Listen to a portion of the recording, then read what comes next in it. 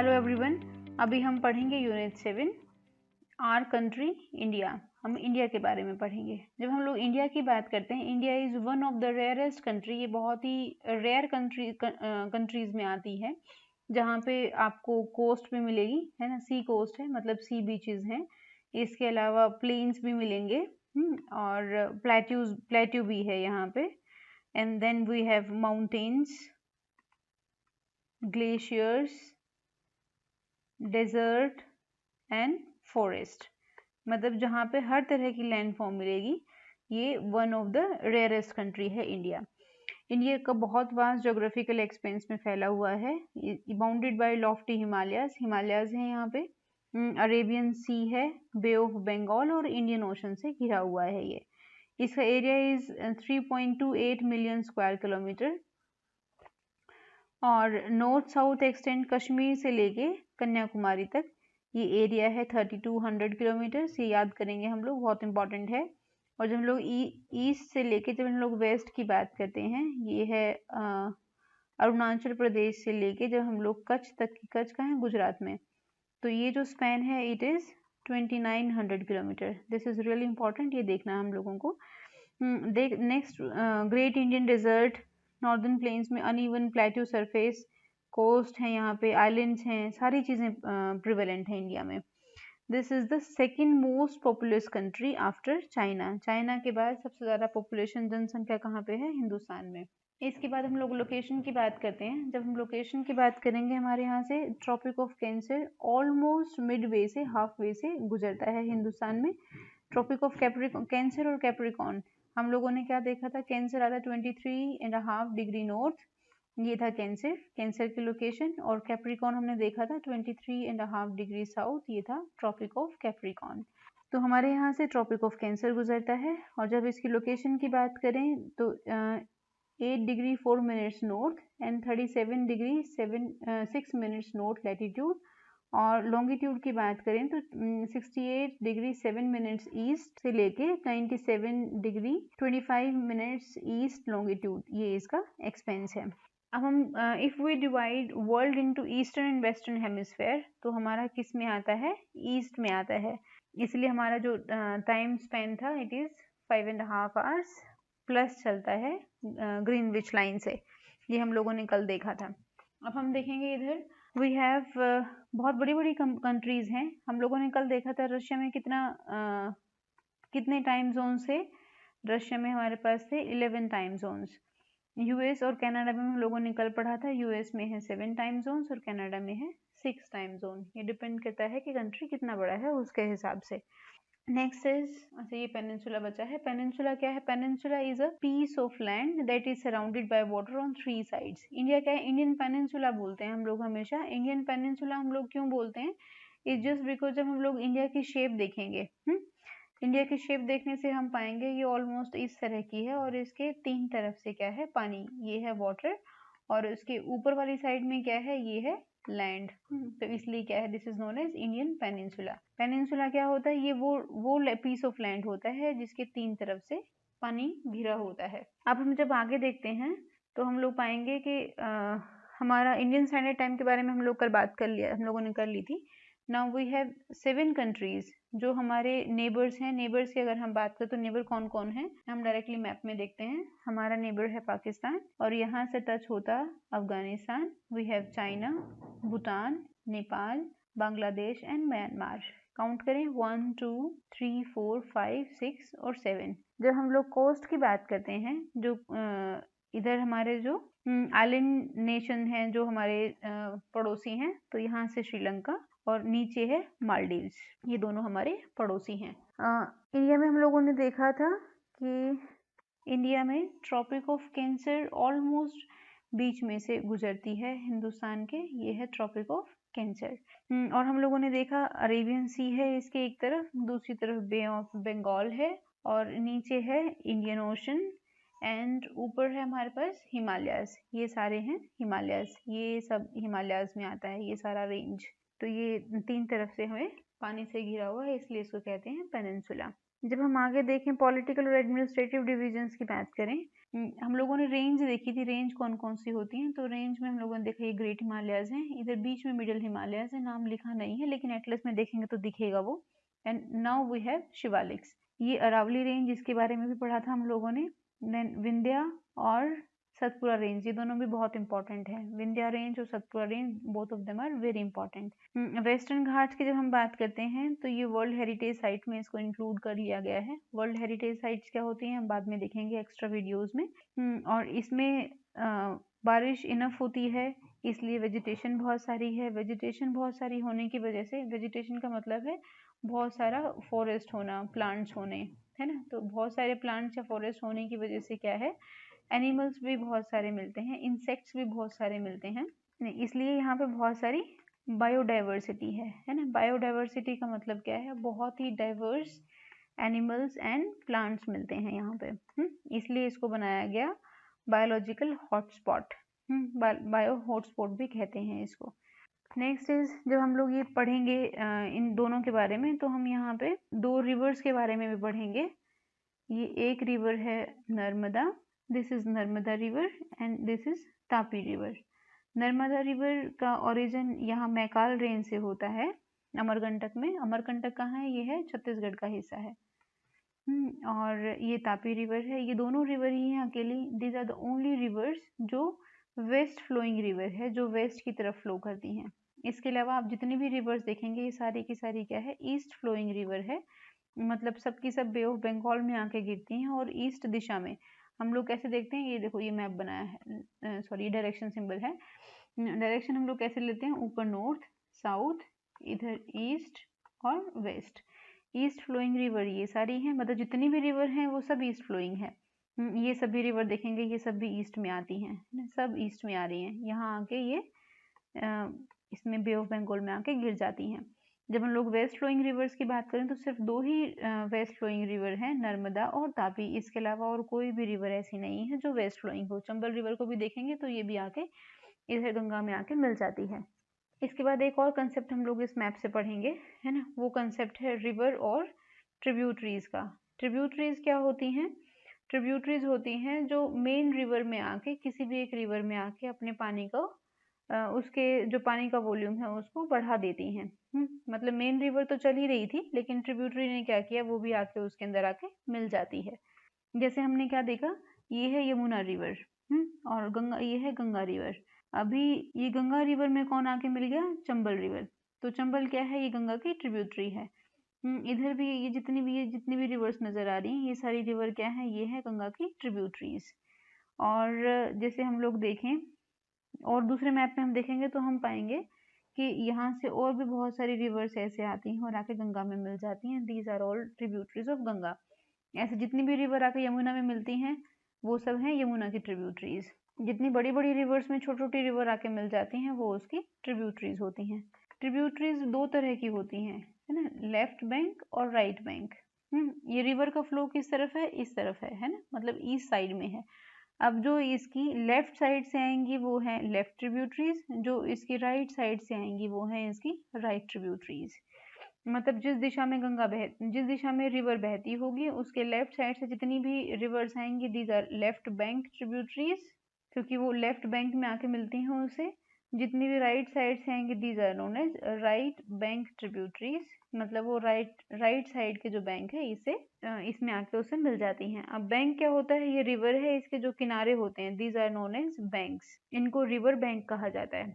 ये रिवर है, ये इसका जो एक तरफ एक किनारा है, this is one bank and this is another bank of the river. तो ये वोकैबुलरी थोड़ा सा देखने की जरूरत थी हम लोगों को, ताकि हम आगे कंसेप्ट पढ़ेंगे तो हमें दिक्कत ना आए कहीं पे भी।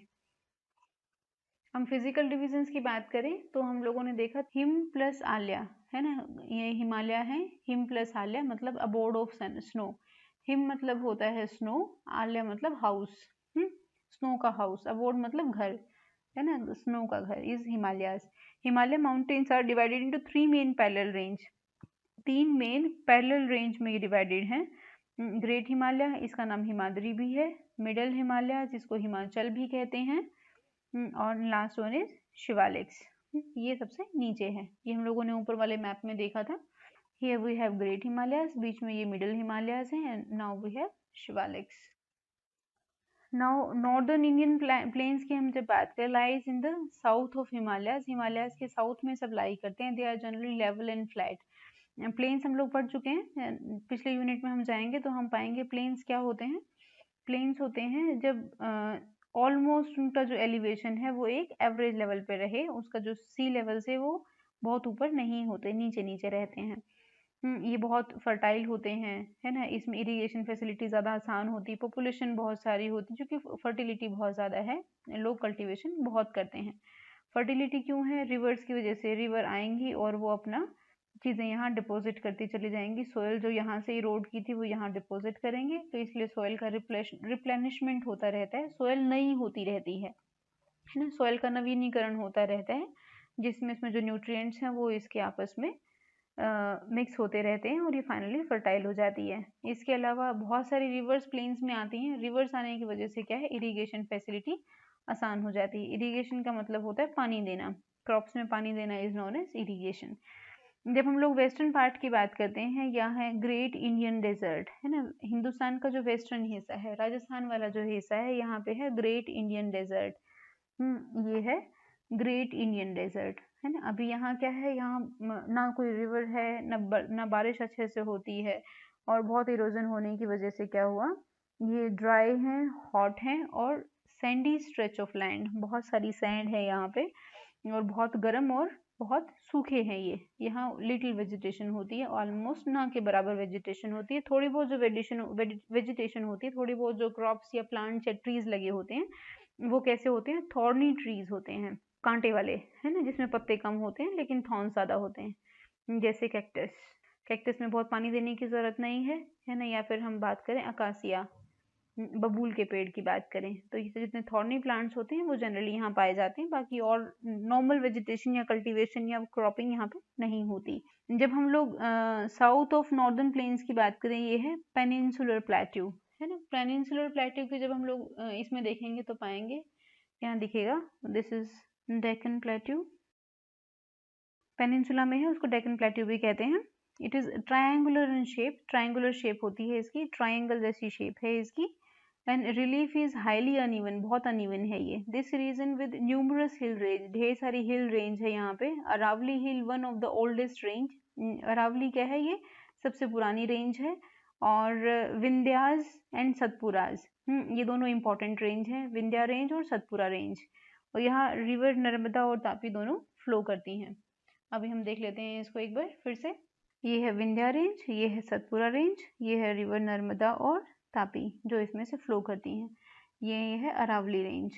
तो ये डेक्कन प्लेट्यू या पेनिनसुलर प्लेट्यू की जब हम बात करें, यहाँ इमेजिनरी लाइन अगर हम लगा दें तो ये क्या है, ये एक ऑलमोस्ट ट्राइंगल के जैसा है ये।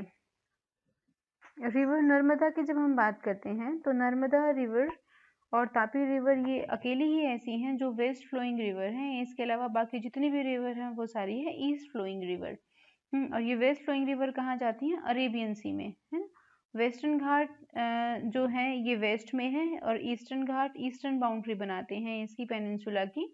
और वेस्टर्न घाट एकदम कंटिन्यूअस हैं, और ईस्टर्न घाट लेकिन टूटे टूटे हैं, ब्रोकन और अनइवन है। प्लेट्यू बहुत रिच है मिनरल्स में, कोल और आयरन ओर में ये प्लेट्यू है, ये बहुत रिच है, यहाँ बहुत सारा कोल और बहुत सारा आयरन ओर पाया जाता है।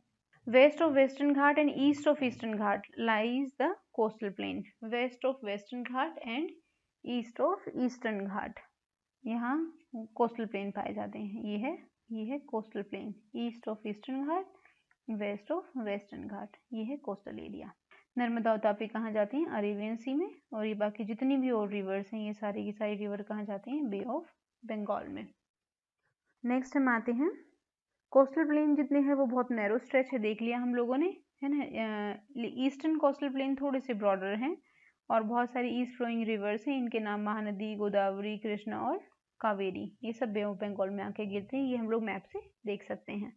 नेक्स्ट जब हम लोग आगे जाएंगे, ये सुनामी की फोटो बनाई है कुछ बच्चों ने, जब सुनामी आई थी देवर हाई टाइड्स, है ना। टाइड्स और वेव्स में क्या डिफरेंस होता है ये हम लोग देख लेंगे। हाई टाइड्स की वजह से बहुत नुकसान हुआ था। ट्रू ग्रुप ऑफ आइलैंड, दो आइलैंड ग्रुप है, Lakshadweep and Andaman and Nicobar islands. Lakshadweep क्या है, अरेबियन सी में लाई करता है, और ये कोरल आइलैंड है ना, कोरल आइलैंड जो कोरल से बनते हैं। कोरल्स क्या होते हैं ये भी देखेंगे हम लोग। और ये located off the coast of Kerala, Kerala से थोड़ा सा दूर है ये। अंडमान और निकोबार की हम लोग बात करते हैं, ये south east of Indian mainland में बे ऑफ बंगाल में लाई करते हैं। और इसके अलावा सुनामी जब आया था तो बहुत सारी सी वेव्स इकट्ठी हुई थी अर्थक्वेक की वजह से। अर्थक्वेक कहाँ आया था? सी फ्लोर के अंदर। अब हम कॉरल्स की बात करते हैं। कॉरल्स क्या है? Corals are skeletons of tiny marine animals. Marine मतलब सी, है ना, सी के जो एनिमल्स होते हैं, ओशन में जो रहने वाले एनिमल्स होते हैं, these are known as marine animals. ये बहुत छोटे छोटे नन्हे नन्हे से एनिमल्स हैं जिनके स्केलेटन्स, मरने के बाद जो उनकी हड्डियां जो रिमेन्स होते हैं इनके लिए, जो ये एनिमल्स का नाम क्या है? पॉलिप्स, है ना। ये छोटे छोटे पॉलिप्स हैं। ये पॉलिप्स के मरने के बाद, है ना, आफ्टर देयर डेथ, इनके जो स्केलेटन्स है ये इकट्ठे हो जाते हैं। इकट्ठे होने के बाद एक दूसरे के ऊपर ये डिपॉजिट हो जाते हैं। When living polyps die, their skeletons are left, वो एक दूसरे के ऊपर वो इकट्ठे होते जाते हैं। Other polyps grow on the top of the hard skeletons which grow higher and higher, thus forming coral islands। मतलब एक पॉलिप के डाई होने के बाद दूसरा, तीसरा, चौथा, पांचवा, ये करते करते करते करते हम ये क्या बन जाते हैं? कोरल आइलैंड्स बन जाते हैं, है ना। ये एग्जाम्पल है कोरल्स का। ये सब कोरल्स हैं। कभी आप बीच पे घूमने जाएं या कभी सी एरिया में कभी घूमने जाएं तो आप देखेंगे ये अक्सर वहाँ पाए जाते हैं। इजीली हम इनको देख सकते हैं, इनको छू भी सकते हैं। ये थोड़ी सी पोरस और एरेटेड जैसी रॉक्स होती हैं। इसमें छोटे छोटे छोटे छोटे ढेर सारे इसमें छेद होते हैं। हमें क्या देखना था? लक्षद्वीप और अंडमान आइलैंड। ये है Lakshadweep off the coast of Kerala, और ये है Andaman and Nicobar islands bay of Bengal में, और ये है अरेबियन सी में। ये दोनों ही हिंदुस्तान का हिस्सा है, इसलिए हिंदुस्तान के मैप में इनको दिखाया जाता है। अभी अपने देश में, इंडिया में, we have 28 states and 9 union territories. ये कब चेंज हुआ? ये चेंज हुआ on 5 August 2019। Jammu and Kashmir को हम लोग इंडियन गवर्नमेंट ने स्टेट का दर्जा हटा के, मतलब पहले कितनी थी? 29 स्टेट्स थी, तो इसको जब वहाँ से एक माइनस किया तो कितनी बच गई? 28 स्टेट्स। और इसको हम लोगों ने 2 यूनियन टेरिटरी बना के इसमें ऐड कर दिया। Earlier we had 7 union territories, अब 2 और ऐड हो गई इसके अंदर। ये है जम्मू एंड कश्मीर एंड लद्दाख। ये 5 अगस्त 2019 को चेंज हुआ। इसके अलावा एक और फैक्ट है जिसके बारे में हमें जानकारी होनी चाहिए, वो ये है कि Narmada river is also called Rewa river. Narmada को रीवा रिवर भी कहा जाता है, रीवा। इसका ओरिजिन कहाँ से है? इसका ओरिजिन है मैकाल रेंज से। मैकाल रेंज कहाँ है? ये है अमरकंटक में। और अमरकंटक कहाँ है? अमरकंटक है छत्तीसगढ़ में।